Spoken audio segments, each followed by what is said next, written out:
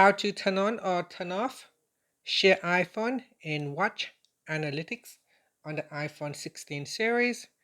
First, let's return back to the home screen by swiping up at the bottom of the screen. Now from the home screen, tap on Settings.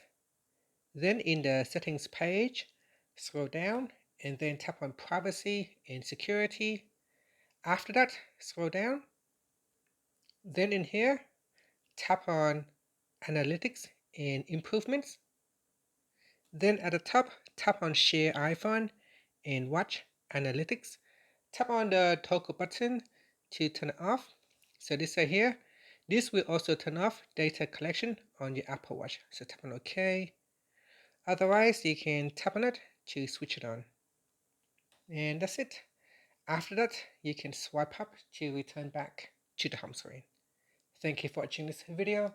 Please like and subscribe to my channel for more videos.